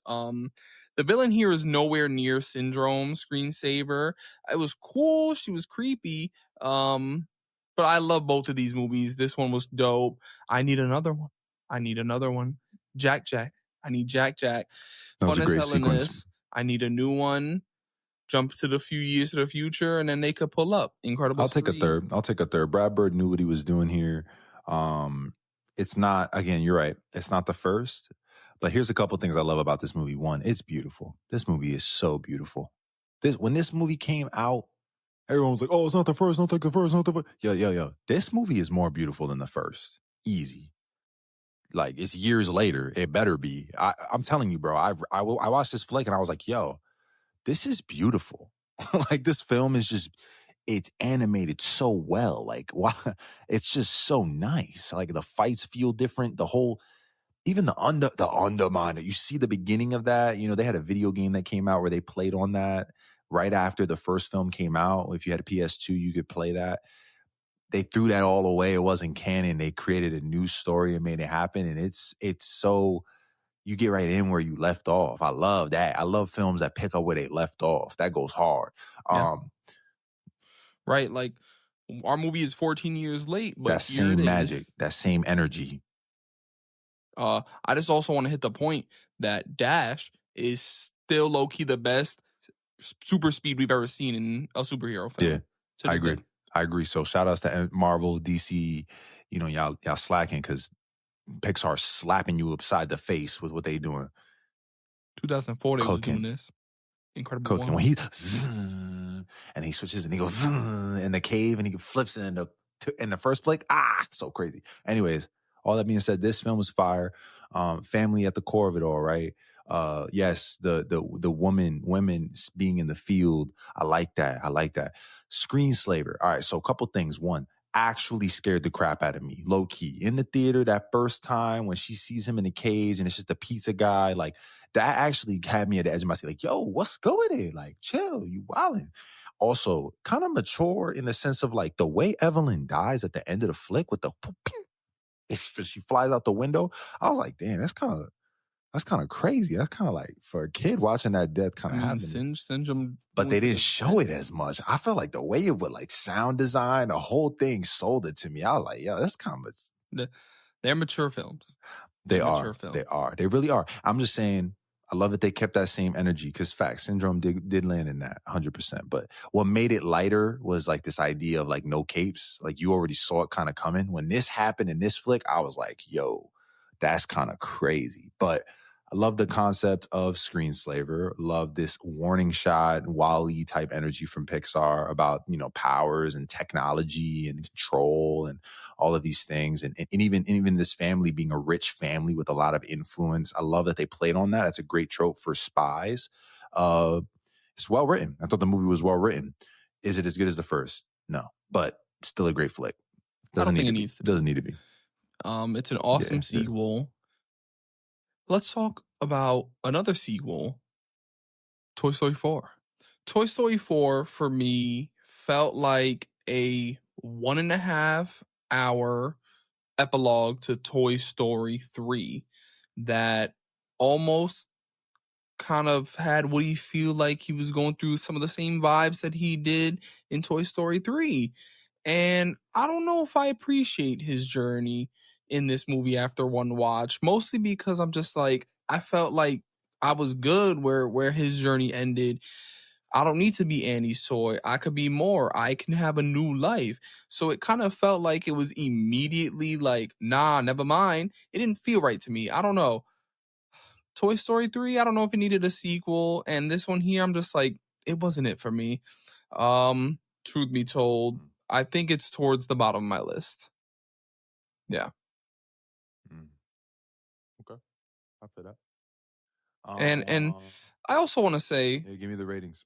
Toy Story 4 is really high. It's got a 97 critic rating, 94 audience, and I mean, like, it might be because of the whole sad boo-hoos, all that. It gets the people going, but for me, it didn't feel like it proved that it needed to exist. And that's big for me. Not all movies need to have a great reason, but after the third one, nah. When this movie got announced, I was upset it was coming out. I was very upset that it existed. I didn't think it needed to because of what you're saying. Why do we need this when we just watch Andy grow up? And I feel like these toys have learned everything they have. We can just kind of be left to our own imaginations. Not to mention, I'm such a big Toy Story 3 fan that every short that came out, because Pixar dropped a couple shorts of the toys being in Bonnie's possession. I think like maybe three different shorts that came out that are like 15 minutes long. So I'm like invested in this universe. I'm like, why do we need this? Like, you already gave it. But at the same time, whatever, right? Yo, bro, here's the first thing that struck me with this flick. I went in like, I don't even want to like this. I don't even want to like this movie. But that opening scene with the rain in the box with Bo Peep, it was so beautiful. This is, in my opinion, Pixar's, in terms of animation, their best animation they've done yet. Hands down. It is a technical marvel what they are accomplishing in this movie. And that opening scene was one of the first, the rain, every raindrop you felt, you're hearing it in the back and you're watching it and it's just, and it's on a box and it's making the box soggy. It's just like all these elements where it's like, damn, this was the movie where like the animation looked mad weird when it first dropped back in 1995. Like, this is crazy how we've come so far that they're just elevating this look. So that's how I'm feeling as a kid in the seat as a grown man, right? This is why I think this movie, this is in my top 5. This is in my top 5. I have my top 5 already. I don't have the rest, but I have my top 5. And this is number 5 in my top 5. And the reason why is because there is a story for Woody here. And as the movie kept going, they convinced me that it needed to exist. And so by the end of the film, for him to take this decision and make this decision, it is the completion of his leadership arc that he started in the first movie. Y'all follow me. I'm Woody. I'm gang. I'm the sheriff. Gang. I'm the Buzz. You threatening my authority? Second film. I'm Woody. Oh, y'all think I'm special? I'm a collector's item. You should listen to my voice. Third film. Follow me. Oh, y'all ain't rocking with me because Andy's choosing me over you. Fourth movie. I'm choosing myself. F y'all. I love you forever, but F y'all. Beautiful. Beautiful, beautiful. What it stands for, just for Woody. Everyone else, Forky, all these other characters introduced, they're cool. But what I love about this movie is what it means for Woody. Like, this is a great ending for Woody. Now, they saying there's a Toy Story 5 on the way. I don't know about all that. Same energy I gave it when I heard about the 4, though. So I can be corrected. I can admit wrong. I'm not gonna lie. But this movie was beautiful. It made me cry. Seeing him go to infinity and then Buzz be like, and beyond. Just, bro, like, this is gang from when I was not even 1. And they're going separate ways. Do you understand how mind-boggling this is? The dolls, scary as shit. They were scary as shit. The whole, I was like, yo, chill with that. You wildin' out, relax. And then Bo Peep being this porcelain doll outside in the wild, keeping her sheep together, gang, I'm outside, lost toy, taking the concept of a lost toy, which we saw these kids, they never wanted to be a lost toy. Don't let the toy be lost. Now it's like Woody's embracing that. They deconstructed some crazy pillars of the Toy Story universe with this film. And I understand why it has the high ratings it does, because it did something to me. It had my emotions high as I was leaving. I could have been the butter on my hands from the popcorn. No, I saw this in theaters. I owned the popcorn bucket that AMC was giving out, the tin joint that has Woody on it. At one point, Woody was my screensaver from this flick. The poster was just so hard. You remember the posters? Did you see this movie in theaters? I think they were copying other movies. The posters for this movie were just really close up pictures of all the characters, like as highly close and detailed as they could because of how well animated the movie was. So fire, bro. Love Woody, bro. That's my guy. That's my guy for real. He a writer. Yeah. He a real one. Hey, man, I respect what you said. Maybe I gotta watch it again. Word. Up next. Respect. We have Onward. So you gave me some advice as I was going to start watching this. Lock in, take it for what it is. I respect it. I saw it a few days ago, and I watched it locked in and all. And it's bottom 5. It's bottom 5. For me, everything. I feel similar about Brave in the sense that I've seen this somewhere else, I feel, before, and it felt Disney, you know? I respect what they were cooking up. It didn't hit for me, it didn't land for me. Can I see where it lands for other people? Absolutely. But for me, it was just like I've seen it elsewhere. And Rotten Tomatoes currently has it at their 88.95, so the audience like it more than the critics. And over here on Letterbox, it looks like it's towards the bottom. It's towards the bottom. I mean, it's just it doesn't feel new to me in the way that I'm like, oh, okay, and it doesn't feel good enough to mix in with what we already have. Toy Story, Cars, Dory, Brave, it's just in that group. It's not as memorable for me as others, but I'm interested to see what you think and feel because I know why you're gonna like it. This is my third favorite Pixar film. Oh, wow. Okay. I'm excited for this. I'm okay. Third favorite. Go. Third favorite as a individual whose father walked out and I don't have a relationship with. This movie hit me so hard in the feels I couldn't breathe for like an hour and a half after the flick was done. And I came ready for Pixar to make me cry. I just didn't know how. A couple things I think I just got to mention to say why. One, I'm a big geek. I like board games. I got a Roll20 die tatted on my hand for the YouTubers and the Spotify people. Like, so when they start playing with D&D concepts and they're using that as a big trope from the Big Brother, and like I like that concept. I like that world, and I love this idea of like fantasy being played on in a modernized sense with cars and houses and cobs and like this whole quest notion, but through like realism at the same time. Love that. Love the whole thing they were doing. Love the world building. And when I saw the previews for it, I wasn't sure how I was going to feel about it. Now, remember, Chris Pratt already was cooking as Star-Lord at this point. Tom Holland already cooking as Spider-Man at this point. This is some of my favorite Tom Holland ever. And I don't even like Tom Holland like that. I'm on record with it. I'm not saying he's not a great Spidey. He's a great Spidey. That's it. And then his performance here in Onward, for me personally, disrespecting that. So for me, that's big. But the story of this whole thing of like, I gotta see dad. I want to see dad. I never got to see him. Can I see him? And then this whole realization that his big brother raised him and that his big brother was more of a dad to him than his own dad was. As a big brother, oldest of four, I already told y'all that in this episode, it hit me from the dad side and the big brother side. And I just almost felt like the movie was made just for me when I was in that theater watching it. And I remember leaving and everyone was like, that was all right. That was cool. I watched it with Isa. And I remember them, that was all right. That was cool. And I was like, I think you're smoking crack. I feel like this movie is beautiful. Like I thought it was funny.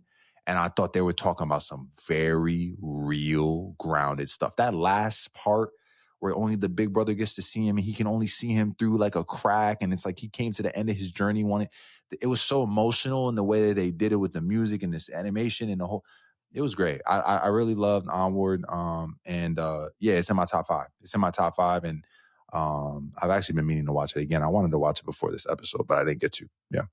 I mean, listen, man, for me, the realness of the ending and the beginning with him and everything I want to do with dad booklet, yeah, it's real. It's everything in between.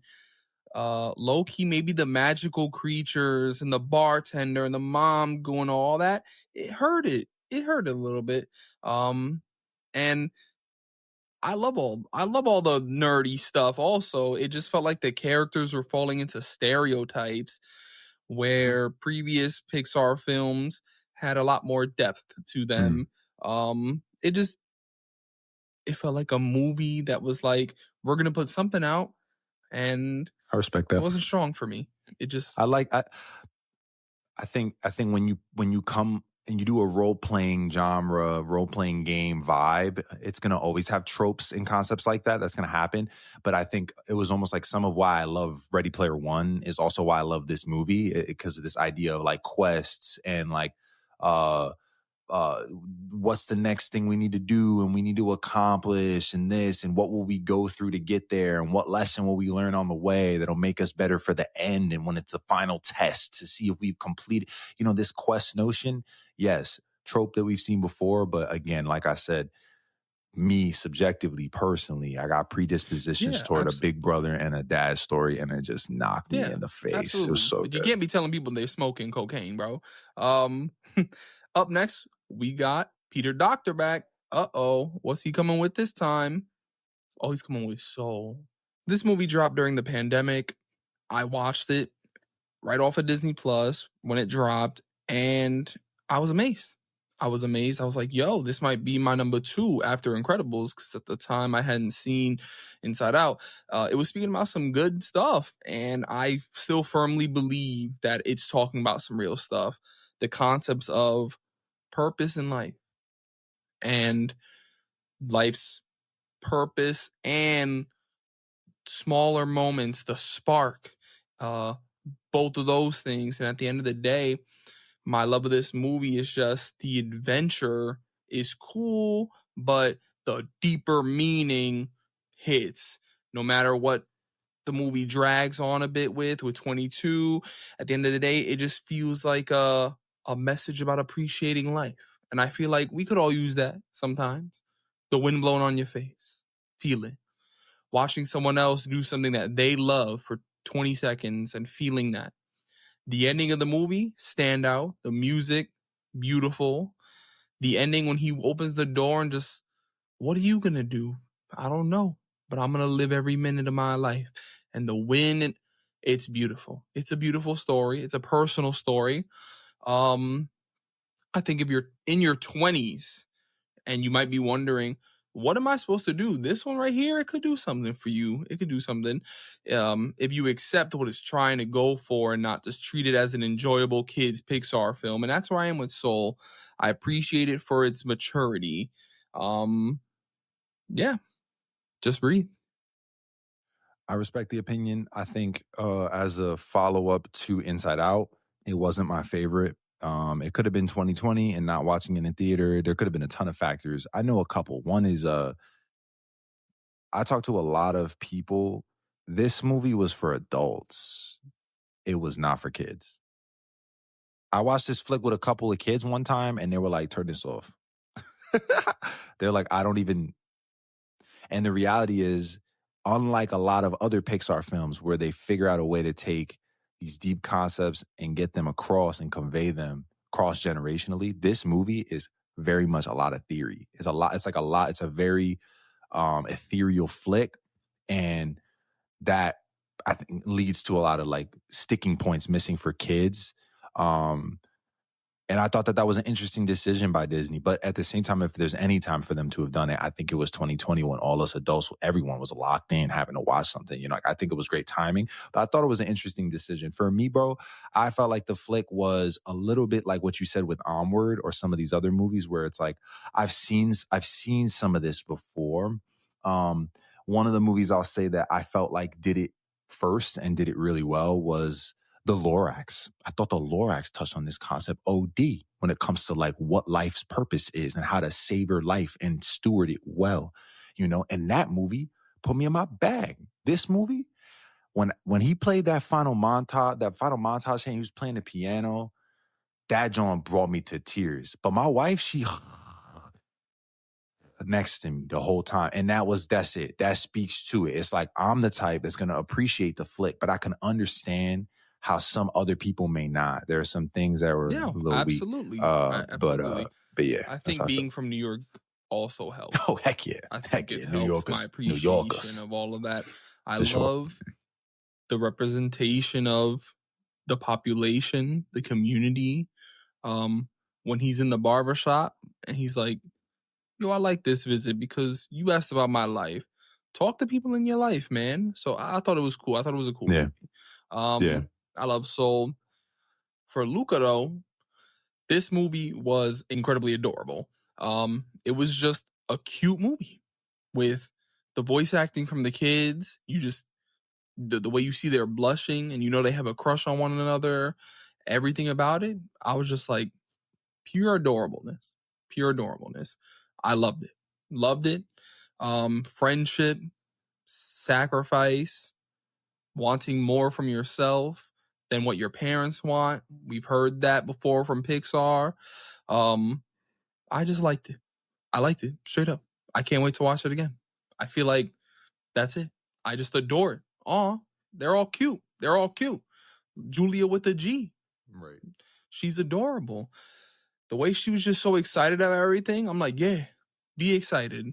Be excited. The sea monster aspect is cool. It teaches about segregation and the fear of not understanding someone else's culture and everything. But even if that wasn't in it, I'm loving this movie. That's me with Luca. Cute. For sure. I mean, again, man, Italy, they paint it so beautiful. This movie's so bright and colorful and wonderful from under the water to above the city streets. You know, another movie that I watched takes place in Italy in the last year or two was Equalizer 3 with Denzel Washington. And as I'm watching Equalizer 3, I'm like, dang, Luca really cooked. Like it feels like an Italian, like port city, from the hillside, to being by the water and the ports and the cobblestone roads and the scooters. They cooked. It's just such a beautiful flick. But then, like you said, yeah, adorable. Julia is such a fire character. She's just the best part of the film for me. Every line, every line. But I love the relationship between Alberto and Luca and this like jealousy and brotherhood and friendship, but also letting each other go. It's that same notion from The Good Dinosaur that I love, that Buzz and Woody have at the end of Toy Story 4. They're just really good at these mature decisions to let your friendships evolve and getting that across the screen in a way that's meaningful and heartwarming. Love that. Love Luca for those reasons. Yeah. Yeah. My jaw dropped during some of the scenes. I was locked in. I was stunned. Word. He did that. I feel that. That's just crazy. Adorable. Facts. Moving on, bro. Turning Red. I watched this last year for our Oscars episode, in fact, and I mean, it was nominated, and I voiced my opinion on Turning Red last year in the sense that it's a cool, here's another one of the going against your parent expectation films. Kind of felt Disney-y, but it's a story about girls and womanhood and what that looks like and what moving into that period of their life looks like. And it was interesting the way they portrayed it. But by this point in time, after seeing all these other stories, breaking what your parents want, I'm like, it didn't feel strong for me. But I just low-key feel it like it's a less interesting Brave, in fact, but I also know that I'm not the target audience, and so I'm like, I have been able to find stuff from every other Pixar film, so there might be something in the middle there. I don't know if it's a miss for me or not. I just think it's not meant for me. It's not meant for me. That's real. For me, bro, it's like Raya and the Last Dragon came out from Disney a year prior to this movie, and I felt like it was such a great flick. It almost could have been a Pixar flick. I was like, how? So when this movie came out, I'm on Raya energy. I'm like, yo, that was fire. This idea of respect and the way they put in this kind of like Avatar, The Last Airbender type energy with different tribes. Like I was gassed off that. Then this movie came out, and I was just like, nah. I just didn't. Shout outs to Ludwig. I'll give him that. The music was cool, but at the end of the day, like I'm looking at it, and I don't know, man. I don't really feel like I love this movie. I watched it through. I finished it. My wife and I looked at each other, and we were like, remember, this is straight to streaming, not in theaters. That plays a role here too. But yeah, underwhelming flick for me. I'm not surprised it didn't win too many awards, to be honest. Just being honest. All right, well, Lightyear. Lightyear had one of the most like cool trailers I think I've seen in a hot minute. I enjoyed the trailer, and then I watched the movie last year for the first time, and by the end I was like, it was just there. It was cool. But at the same time, it was like, oh, you're doing Interstellar with Pixar, and maybe it could have been Andy's favorite kid movie, but I don't know if I believe that. Um, they were just changing some things with the Zerg thing too. That I'm like, why just cook what was supposed to be. At the same time though, Pixar, give me the Woody one. I need the Western. I do. Day one, I'm seated. I want it. My feelings on Lightyear, a cool 6. I enjoyed it the first time. Second time, I'm like, all right, cool. I don't know if I want to watch it again. Yeah. So I like the combat in this movie. I like the systems. I like the technology. I love Buzz. I mean, shout out to Chris Evans. That's cool to see him. But yeah, man, I just it was one of those ones where it was just like 6 out of 10, 6.5 out of 10. Video game would have been fire for this though. Me personally. Yeah. I would have played that. All right. Well, we're going into the last movie, which I didn't realize was a Pixar movie. I thought it was a Disney movie. I didn't realize it was Pixar. Elemental. I know you love Elemental, bro. So I'm gonna be quick, bro. Elemental for me, it might be like a calm 7. I think similar to what I've said already, the concept of breaking from family traditions. I've seen it before here at Pixar, so I'm wondering what are they gonna do to make a difference? They made it culture related. The cultures being represented by water, plants, fire. I thought it was cool. I liked that they had their own systems, and I thought the story was kind of neat. I like the way that they're like, oh, when they touch, they're turning to steam. We can break past what we were always told. We won't be destroyed. We can create something new. Yet at the same time, I felt like the concept of the movie and the colorful nature of it and the music bring it across the finish line. Characters, they're not particularly memorable to me.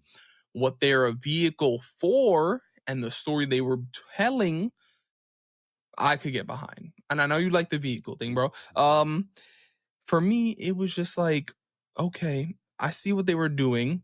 I appreciate it. I respect it. Maybe a new classic, but at the same time, I'm like, and that's it. That's it. I enjoyed it. I would watch it again, 100%. There are cool things in here. The research that Pixar put in to show the bubbles popping and all that, that's cool. They did their thing. They didn't do their thing advertising it. They did horrible. Come watch it in theaters. Terrible. Awful. But you could go. Yeah, marketing was bad for this one. I guess they lost their bearings after COVID. Don't know. They got to get that together. Inside Out 2's out now, though. I guess it depends. You let me know if you saw some marketing for that. But for me, this is one of my daughter's favorite films ever in the 2 years she's lived on this planet. I got a video that's out now called The Distance, and you might see a couple clips of this movie in that video because it's on TV while the video's going on. Fun fact, Easter egg. But the reason why I love this movie is because of what you just said, the technical concepts of like how you mix these elements and the way they get this across. I mean, outside of like the brilliance of like, okay, her name is Ember Lumen and his name is Wade Ripple, like Wade in the water, like fire. Concepts are sick. There's little things right from the beginning that they're introducing and world building through these elemental concepts that if you're willing to watch it like 4 or 5 times, you keep picking up more brilliant things that they do. So I've watched this film like 15, 20 times and my daughter's like, again. And I'm like, all right, bet, run it. And then when I'm watching it, I'm like, oh, that's sick. Like the basketball players are clouds and they blow past each other in certain ways. And it's like, that makes mad sense. Or the way that they traverse on water in a certain way with the technology that the fire, it's just, they cook in all these different dynamics. But what I really loved was the cultural representation. This is the first time we see a Pakistani family played, and given justice and depiction by Pixar. And then they played on white privilege. They played on that concept of, you know, you get to fool around and pick whatever job you want. My job is already decided for me. That's what my family said. That's what greatness and legacy looks like for me. They had these hefty hitters of concepts. So when she lays it down at the end and she bows and her dad gives her the blessing that his dad didn't give him, It made me tear up. I was like, that's beautiful. very awesome. Like, this movie is beautiful. And I'm glad my daughter loved it so much. I love that she loves it because there's some notions about becoming yourself and being who you are that are really meaningful. And that's that Pixar magic, man. Pixar magic, bro. Pixar magic. It's a nice movie. It is a nice movie. Yeah. It's in my top 10. Like I said, it might be her classic.